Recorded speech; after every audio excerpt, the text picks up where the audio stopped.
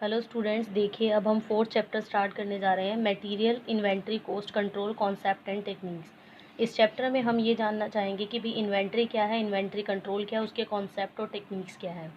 सबसे पहले आपको ये पता होना चाहिए कि इन्वेंट्री क्या होती है। इन्वेंट्री एक ऐसी चीज़ है जिसे मैन्युफैक्चरर हर टाइम फिजिकल प्रेजेंस जो है स्टॉक के अंदर रखता है, किसके लिए? स्मूथ रनिंग ऑफ बिजनेस के लिए, ताकि आप स्टोर के अंदर ना तो अंडर वैल्यूएशन होना चाहिए, ना ही ओवर वैल्यूएशन होना चाहिए।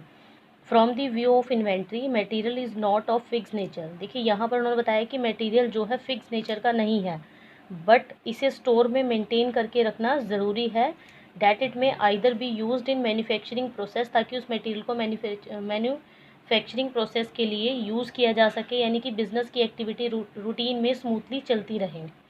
एक ये पी गोपाल कृष्णन है, ये अपनी डेफिनेशन में क्या कहते हैं कि inventory is often defined as an ideal resources of any kind having an economic value in this sense, कि मटेरियल है उसकी कुछ ना कुछ वैल्यू है, क्योंकि एक पर्टिकुलर टाइम पीरियड के बाद उसका यूज़ किया जाना ही जाना है।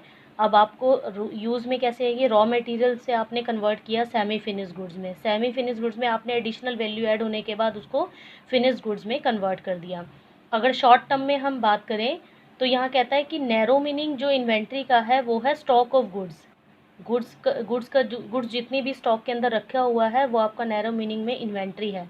वाइडर मीनिंग कहता है ऐसे सभी रिसोर्सेज जो आपके बेकार पड़े हुए हैं, लेकिन एक एडिशनल वैल्यू के बाद आप उसका रेट इंक्रीज कर देते हो, उसकी कुछ इकोनॉमिक वैल्यू हो जाती है, that is called inventory.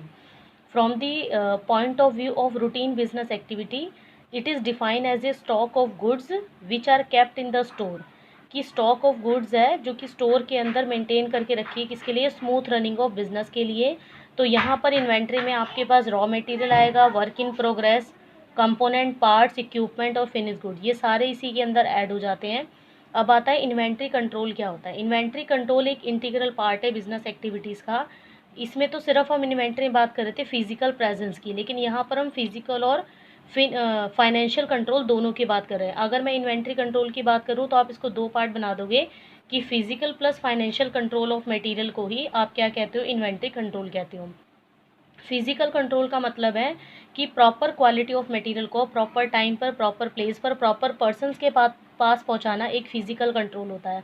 But financial control का ये मतलब होता है कि कॉस्ट मिनिमाइज आनी चाहिए आपकी, कि आपने इस तरह से कंट्रोलिंग करनी है, ना तो अंडर वैल्यूशन हो ना ही ओवर वैल्यूशन हो, आपकी कॉस्ट मिनिमम रहे। तो देखिए यहाँ पर वेस्टिंग फाइन और जिंक का क्या कहना है। इन्वेंट्री कंट्रोल में be defined as the planning, ordering and scheduling of material is used in manufacturing process, कि मैन्युफैक्चरिंग प्रोसेस करते हो जितनी भी प्लानिंग है, ऑर्डरिंग है, शेड्यूलिंग ऑफ मटेरियल है, वो आपका इन्वेंट्री कंट्रोल है। और पी गोपाल कृष्णन यही कहते हैं कि अगर आपको इकोनॉमिक ऑर्डर क्वांटिटी का रखनी है, इट मीन्स आपको ऑर्डरिंग कॉस्ट और कैरिंग कॉस्ट मिनिमम लेवल पर लानी है, वही आपका इन्वेंट्री कंट्रोल है। अब हम बात करते हैं कि इसकी क्या क्या एडवांटेजेस हैं। देखिए एडवांटेजेस जो कि इंपॉर्टेंस भी है, पहले है smooth functioning of production process. कहता है कि इन्वेंट्री कंट्रोल का सबसे यही, अगर आप एक प्रॉपर लेवल ऑफ कंट्रोल बना के रखोगे स्टॉक का, तो स्मूथ रनिंग ऑफ बिजनेस चलता रहेगा। आपको मिनिमम, मैक्सिमम लेवल और रीऑर्डर लेवल का पता होना चाहिए, जिससे आपकी प्रोडक्शन जो है रुकती नहीं है। इंक्रीज़ इन प्रॉफिट क्या होता है? इंक्रीज इन इन्वेंट्री कंट्रोल में ये होता है कि मटेरियल को मिनिमाइज़ करने का मतलब है कि आपने ज़्यादा से ज़्यादा इन्वेस्टमेंट करनी है। इन्वेस्टमेंट का मतलब है कि ऑप्टिमम लेवल ऑफ स्टॉक बनाए रखने से आपकी प्रॉफिट्स अपने आप इंक्रीज़ हो जाते हैं। Minimum spoilage of material, inventory control इस तरह से है कि आपकी कॉस्ट को मिनिमाइज़ कर दोगे इन अ एफिशिएंट वे से, तो due to leakage, theft, obsolescence की वजह से आपका जो स्टॉक है उसमें कोई भी प्रॉब्लम नहीं आएगी। स्टेबिलिटी इन एम्प्लॉयमेंट, अगर अंडर स्टॉक है, अंडर वैल्यूएशन, अंडर वैल्यूएशन का यहाँ पर ये मतलब है कि आपके पास गोडाउन में कम स्टॉक है, कम स्टॉक होने की वजह से आप क्या करोगे? वर्कर को कुछ टाइम के लिए निकाल दोगे। अगर ओवर वैल्यूएशन होगा तो स्टॉक आपके पास ज़्यादा होगा तो आपको सप्लायर भी उतने ही ज़्यादा चाहिए आपके माल को सप्लाई करने के लिए, इससे एम्प्लॉयमेंट जो है इंक्रीज़ हो जाती है। इफेक्टिव सिस्टम ऑफ रिकॉर्ड्स क्या होता है कि जितने भी इन्वेंट्री कंट्रोल है उनकी अकाउंटिंग भी की जाती है और रिकॉर्डिंग भी की जाती है। जैसे मैंने आपको लास्ट चैप्टर में बिन कार्ड्स के बारे में बताया था कि बिन कार्ड्स एक टैग की तरह काम करता है। उस टैग में आपने कितना मटेरियल इशू हुआ है, कितना रिसीप्ट हुआ है, कितना बैलेंस है, उस तरह से एक इफेक्टिव कंट्रोल के लिए हमारा सबसे ज़्यादा रोल प्ले करता है। ऑब्जेक्टिव्स की बात करें तो दो तरह के ऑब्जेक्टिव्स आएंगे इसमें, ऑपरेटिंग ऑब्जेक्टिव और फाइनेंशियल ऑब्जेक्टिव। ऑपरेटिंग ऑब्जेक्टिव में मैंने पहले ही बताया कि फिजिकल प्रेजेंस के बारे में बात करेंगे कि स्टॉक के अंदर कितना मटेरियल पड़ा हुआ है, किस तरह से उसकी कंट्रोलिंग करनी है, किस तरह से इफेक्टिवनेस का ध्यान रखना है।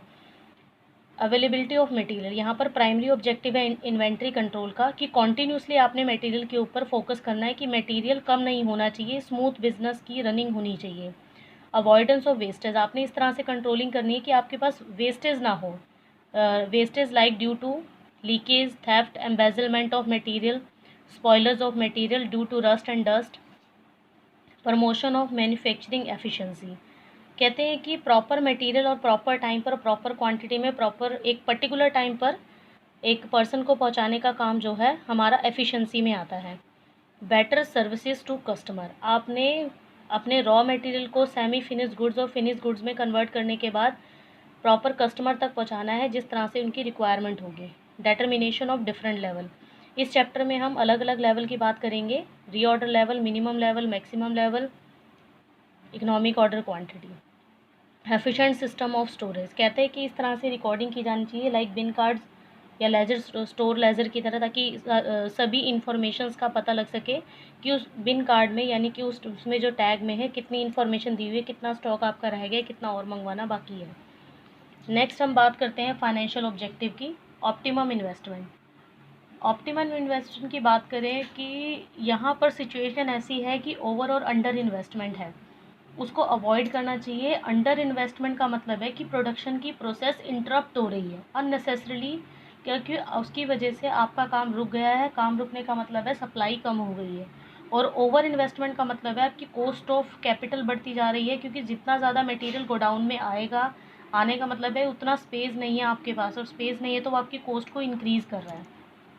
Minimum cost of inventory, another basic financial objective of inventory control is to minimize the cost of. अब कॉस्ट मिनिमाइज कब होगी, जब आपका एक बैलेंस जो है बना रहेगा, और वो बैलेंस किससे बन रहेगा, आपका इकोनॉमिक ऑर्डर क्वांटिटी से। ये ऑर्डर हमें दो बताएगा, टोटल ऑर्डरिंग कॉस्ट और टोटल कैरिंग कॉस्ट। इसके बारे में हम आगे बढ़ेंगे। ऑप्टिमम स्टॉक टर्नओवर क्या है, ऑप्टिमम स्टॉक का मतलब होता है एक ऐसा लेवल मेंटेन करके रखना जिससे आपकी जो मटेरियल है वो वेस्ट ना जाए। उसके लिए टर्नओवर रेशियो निकाली जाती है जिसका फॉर्मूला है cost of goods sold divided by average stock.